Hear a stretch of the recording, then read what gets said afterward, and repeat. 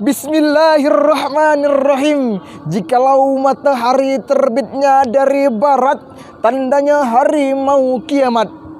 Jikalau anda umatnya Nabi Muhammad, jawablah salam saya walaupun tak bertatap muka dengan semangat. Assalamualaikum warahmatullahi wabarakatuh.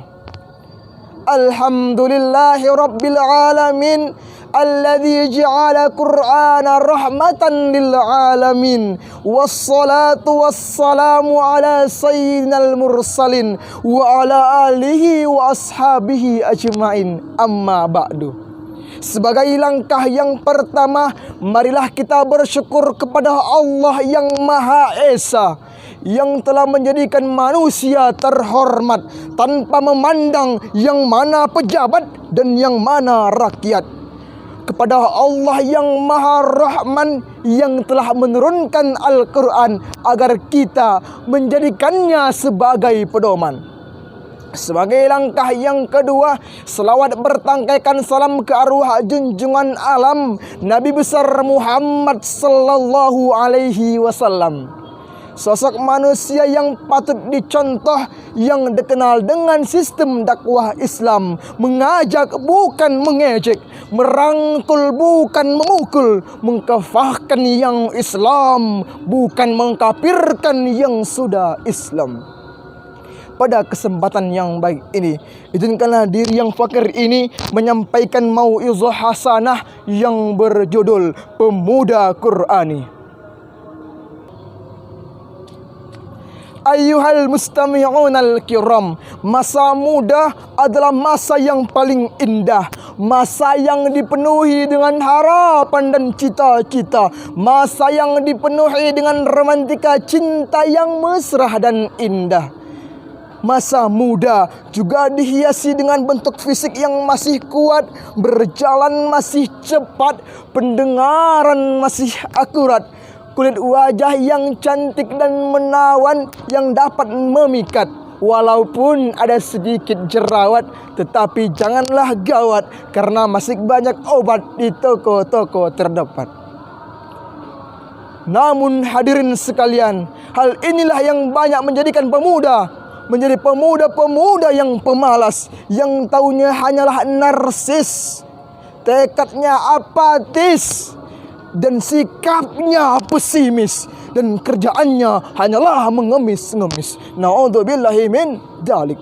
Inilah yang terjadi bila pemuda jauh dari Al-Quran. Inilah yang terjadi bila para pemuda jauh dari petunjuk yang Allah turunkan. Ayyuhal hadirun al-kiram, oleh karena itu, wahai pemuda-pemuda bangsa Indonesia yang beriman, marilah kita bangkit. Sudah saatnya lah kita menjadi generasi bangsa yang diharapkan dan melakukan segala apa yang kita kerjakan berlandaskan kepada Al-Quran. Ayyuhal hadirun al-kiram, pemuda Qur'ani adalah pemuda yang menjadikan Al-Quran sebagai pedomannya. Bila kita menjadikan Al-Quran sebagai pedoman di dalam kehidupan kita, niscaya Allah Subhanahu wa ta'ala akan memberikan petunjuk kepada kita. Karena Allah menurunkan Al-Quran itu sebagai petunjuk kepada manusia. Kaqaulihi ta'ala, A'udzu billahi minasy syaithanir rajim. Bismillahirrahmanirrahim. Syahrul Ramadan alladzi unzila fihil Qur'an hudal linnasi wa bayyinatin minal huda wal furqan. Allah menurunkan Al-Quran sebagai petunjuk kepada manusia dan pembeda antara yang hak dan yang batil. Ayyuhal mustami'unal kiram, pemuda Qur'ani adalah pemuda yang di hatinya ada Al-Quran, serta menjalankan segala apa yang ia kerjakan berlandaskan kepada Al-Quran. Bila pemuda Indonesia saat ini adalah pemuda-pemuda Qur'ani, maka saya yakin dan percaya mereka akan berani berbuat, bertindak, dan bertanggung jawab. Subhanal yaumi wa rijalul godi. The young today is the leader tomorrow. Kalaulah sudah terbentuk pemuda hari ini adalah pemuda Qur'ani, maka ke depannya saya yakin dan percaya akan muncullah pemimpin-pemimpin yang beriman, yang akan menegakkan kebenaran dan meruntuhkan kebatilan. Ayyuhal hadirunal kiram. Selain daripada itu, bila kita menjadikan Al-Quran sebagai pedoman di dalam kehidupan kita, kita umat manusia tidak akan merasakan yang namanya kesesatan. Kaqaulihi Rasulullah sallallahu alaihi wasallam, "Taraktu fikum amrayni." Aku meninggalkan dua pusaka kepada umatku, kata Rasulullah, yakni Al-Quran dan As-Sunnah. Ma in tamassaku bihima lan tadillu abada. Barang siapa yang berpegang teguh kepadanya, niscaya ia tidak akan merasakan yang namanya kesesatan selama-lamanya.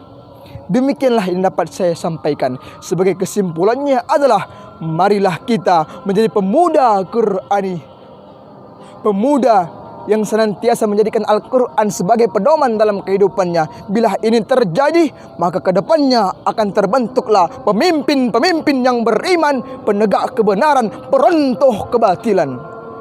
Sahabat dakwah yang dirindu surga, dari Sabang sampai Merauke, ayo kita membaca Al-Quran dan menjadikannya sebagai pedoman.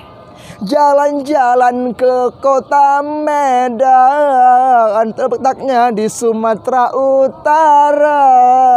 Demikianlah yang disampaikan. Semoga saya jadi juara. Wallahul muwaffiq ila aqwamit thariq. Astabiqul khairat akhirul kalam. Assalamualaikum warahmatullahi wabarakatuh.